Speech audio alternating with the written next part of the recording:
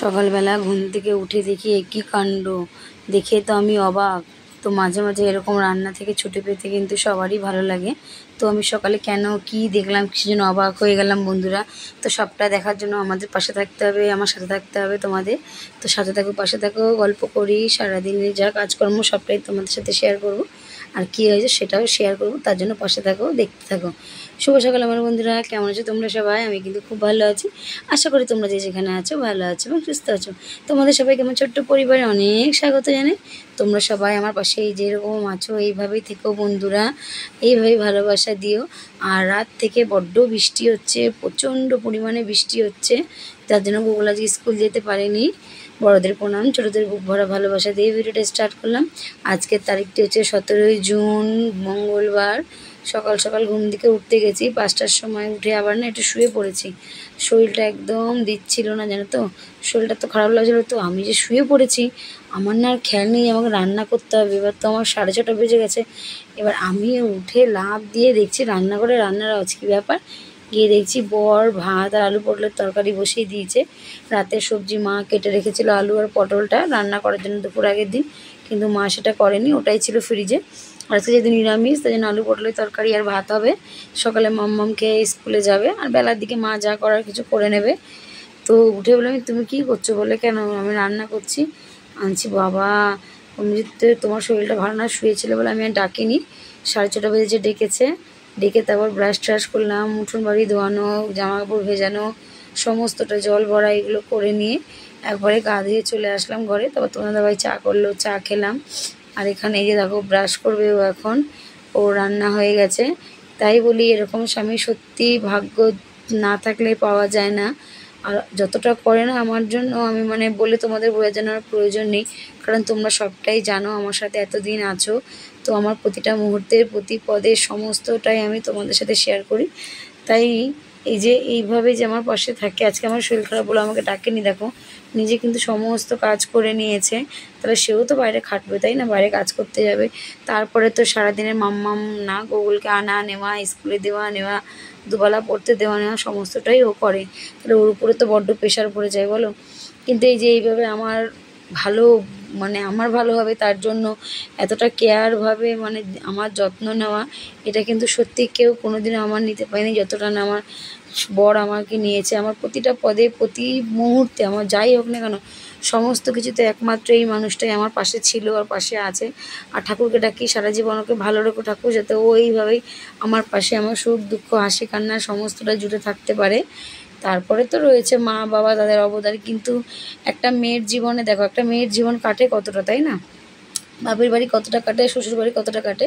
তো এই নিয়ে পরে একদিন ভিডিও হবে। তো চলো আজকে তো সকাল সকাল কাজ করতে হয়নি, রান্নাবান্না, তাই চলে গেছি কাজে। আর বৃষ্টি হচ্ছিল, ছাতা নিয়ে আসতে হয়েছে, হেঁটে হেঁটে, সাইকেলও নেওয়া যায়নি। তারপরে এসে নিয়ে এখানে করলাম ছোলার তরকারি, রুটি, ভাত, ভেন্ডি ভাজা, ল্যাটা মাছের ঝাল, আবার তোমার কি ডাঁটা শাক, এত কিছু রান্না করেছি। আর মশলা না হাতে বেটেছি, শিলে জিরে বাটতে দিয়েছে, এত হাত ব্যথা করছিল, মানে জ্বালা, মানে কী বলবো, ডেনাগুলো এত ব্যথা করছিল। যেহেতু শিলে তো মশলা এখন সচরাচর বাটা হয় না, তো শিলে তো বেটেছে, আর অনেকক্ষণ ধরেই বেটেছে। জিরে মানে বাটতে অনেক সময় লাগে। তারপরে সেই বেটে তারপর রান্না টান্না করে এসছি। এসে বাড়িতে একটুখানি খেয়ে গেছি মুড়ি তরকারি। আজকে থেকে তো মাম্মাম স্কুল যাচ্ছে, তাহলে ও তো আর আমাকে টিফিনটা দিয়ে আসতে পারবে না, তার জন্য আমি বাড়ি চলে আসলাম। এসে নিজে একটু ফ্রেশ হলাম, হাত পা ধুয়ে দিয়ে খেয়ে নিলাম। আমি একটু মুড়ি আর পটলের তরকারি খেয়ে নিলাম আলু ঝোল দিয়ে। খেয়ে তারপর গেলাম কাকিমার কাছে ফ্ল্যাটে রান্না করতে, সেখানে ডিমের ঝোল করেছি। তো আলু আর ডিমটা কাকিমা সেদ্ধ করে রেখেছিল, ডিমের ঝোলটা আমি গিয়ে চাপিয়ে দিয়েছি, বললো একটু গায়ে মাখা করতে। আর তারপরে তোমার করেছি মাছের, কাতলা মাছের কালিয়া, সেটা তোমাদের সাথে শেয়ার করা হয়নি বন্ধুরা। তারপরে কাজ বাজ সেরে বাড়ি চলে এসেছি। বাড়ি এসে স্নান করে যা টুকটাক কাজ ছিল সমস্তটা করে নিয়ে পুজো দিইনি, যখন পুজো না দিয়ে তো আমি খাই না। আগে তো প্রত্যেক দিন সকালে পুজো দিয়ে বাড়ি থেকে বেরোতাম, আর এখন পুজো দিয়ে বেরোনো হয় না। তো দেখছি আবার চেষ্টা করবো সকাল সকাল পুজোটা দিয়েই বেরোতে, বাড়ি দিয়ে। তা পুজো দিয়ে উঠোন বাড়ি যা ছিল সমস্তটা পরিষ্কার করে ধুয়ে জামা প্যান্টগুলোকে সাইকেলের উপর রেখেছি জল ঝরতে। আর যেগুলো সকালে কেচে দিয়ে গেছিলাম সেগুলো জল ঝরে গেছে, ওগুলোকে ঘরে মেলতে হবে। তার আগে আমি তো খাবো না কিছুতে, মা বলছে চল খাবি, আজ আমি খাবো না, তুমি খেয়ে নাও, বলছে চল খাবি, খেয়ে নিয়ে তারপর কাজ করবি। তো অনেকবার করে মা বললো, মাও খায়নি, বসে আছে। তারপর আমি এর মধ্যে জন্য খেলাম, খেতে বসে একটু গল্প করতে গেলাম, আর দেরি হয়ে গেল। যেখানে গল্প সেখানেই কাজের ব্যাঘাত, আর গল্প করতে গেলেই কিন্তু টাইম নষ্ট হয়। আর কি করবো, টাইম নষ্ট হলো, সময় তো আর কেউ পাই না দুজনের সাথে বসে একটু কথা বলবো, তাই আজকে খেতে বসে একটু কথা বলে নিলাম। আর পরে তারপর খেয়ে নিয়ে উঠে আজকে আবার কাজ করেছি। ঘর দুয়ার অবস্থা একদম ভালো ছিল না, সেগুলোকে পরিষ্কার পরিচ্ছন্ন করেছি। একটু বুদ্ধি খাটিয়ে দেখছি যে ঘরে কোন জিনিসটা কোথায় নিলে দেখতে সুন্দর লাগবে, জায়গাটা একটু বেরোবে। তো এই যে গোকুলের জামা প্যান্টের একটা দেখেছো, এটা কিন্তু আলমারির সামনে ছিল, আর আলমারির সামনে থাকাকালীনে আলমারির একটা পাল্লা না কখনো খুলতে পারতাম না, খুব অসুবিধা হতো, বারবার সরিয়ে তো সম্ভব না। তো দেখছি এখানে জায়গাটা ফাঁকা আছে, এদিকে এনে কেমন লাগে, দেখছি যে না ভালোই কিন্তু লাগে। তো তোমরা বলে বন্ধুরা কেমন লাগলো, এখানে এনে যে ওয়ার্ড্রপটা রাখলাম, আগে তো আলমারির সামনে থাকতো, যাওয়া মোছা হয়ে থাকতো, আর এখানে রেখেছি কেমন লাগলো অবশ্যই কিন্তু তোমরা একটা কমেন্টের মাধ্যমে জানিয়ে দিও। তারপরে এই যে জামা কাপড় ভাঁজ করা, সমস্ত কিছু ভাঁজ করে গুছিয়ে গাছিয়ে জায়গার জিনিস জায়গায় রাখতেও তো সময় লাগে, তাই না?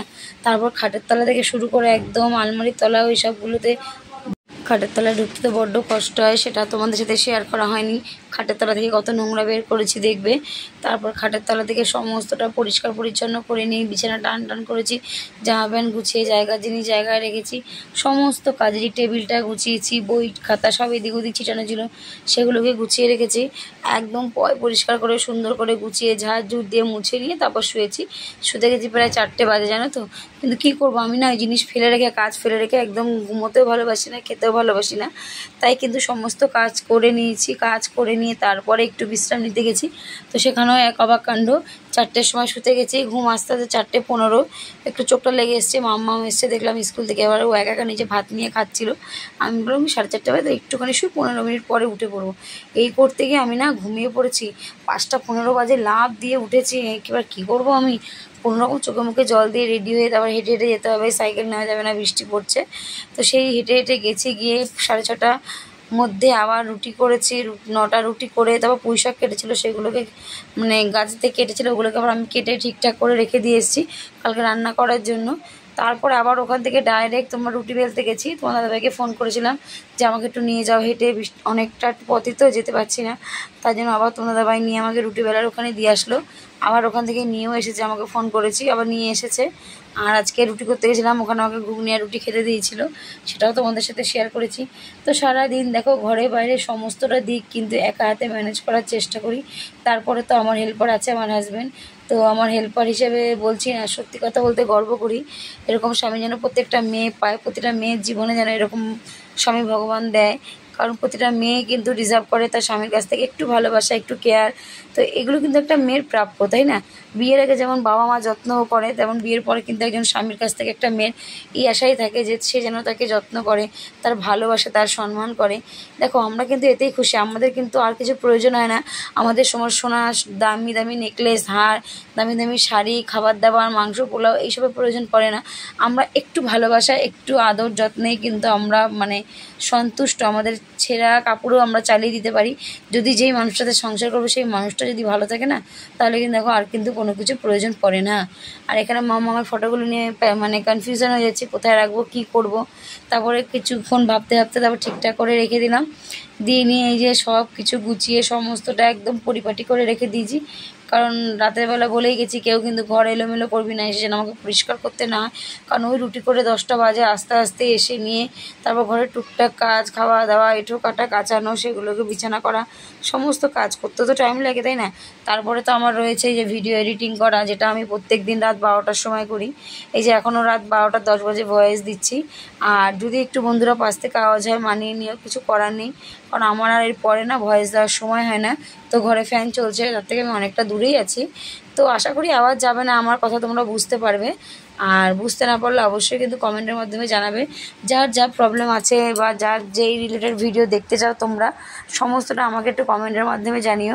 আর আমাকে বিউটি আরিফ অফিসিয়াল চ্যানেল থেকে আমাকে দিদিভাই লিখেছিলেন যে দিদিভাই একদিন হোম ট্যুর দাও, তো হোম ট্যুর দিদিভাই দেবো, একটু পরিস্থিতিটা সামাল দিয়ে উঠি, তারপরে ঠিক হোম ট্যুর দেবো। যারা যেই ধরনের ভিডিও দেখতে চাও অবশ্যই কমেন্টের মাধ্যমে জানিও। আর এইভাবে আমার পাশে থেকো বন্ধুরা, এইভাবে ভালোবাসা দিও, কারণ তোমাদের ভালোবাসা আমার কিন্তু অনেকটাই প্রয়োজন। আর যারা আমার জেনুইন জেনুইন ভিউয়ার্স আছো, জেনুইন দিদিভাই আছো যারা আমার ভিডিওটা সম্পূর্ণ ফুল ওয়াচ করো। কিন্তু অনেকে আছে যারা ভিডিও না সম্পূর্ণ ওয়াচ করছে না, কারণ কেউ যদি ওয়াচ করে তাহলে কিন্তু তার ওয়াচ টাইমে কিন্তু প্রমাণ পাওয়া যায়। ভিউজ হচ্ছে 100-150, কিন্তু সেখানে ওয়াচ টাইম 4 ঘন্টা 5 ঘন্টা। তাহলে ভাবো কত মানুষ সেই ভিডিওটা আমার দেখছে, ঠিক আছে? ভিডিও কিন্তু ফুল কেউ দেখছো না। তো জানি না কেন এরকম করছো, কিসের জন্য করছো, তাতে আমার কিছু আসবে যাবে না। আমি যদি সৎ থাকে, ওপরে যদি ভগবান থাকে, তাহলে কিন্তু আমার পথ একদমই খোলা থাকবে। আমি যেমন প্রত্যেকের ভিডিও এত ব্যস্ততার মধ্যেও আমি সবার ভিডিও ফুল দেখতে পারি, তাহলে আমার ভিডিওটা ফুল দেখার না দেখার মধ্যে কী তফাৎ, তাই না? আর এইসব নিয়ে বলেও কিছু প্রয়োজন নেই। যারা মন থেকে চাইবে তারা অবশ্যই সাপোর্ট করবে, যারা চাইবে না তারা করবে না। তো আমার কিছু করার নেই। ওপরে একজন আছে, এই যে ভগবান, যিনি ঠিক দেখতে পান, তার কাছে কিন্তু কখনো কোনো কিছু ফাঁকি দেওয়া যায় না। আর তেমন ইউটিউবের কাছে কখনো কোনো কিছু ফাঁকি দেওয়া যায় না। আজ আমি কারোর ভিডিও ফাঁকি দিই না বলেই হয়তো আমি তোমাদের ভালোবাসায় এতটা দূর আসতে পেরেছি, নয়তো কিন্তু আমি আসতে পারতাম না। কারণ ইউটিউব সব দেখতে পায়, সে কিন্তু একদম ডাউন করে দেবে তোমাকে।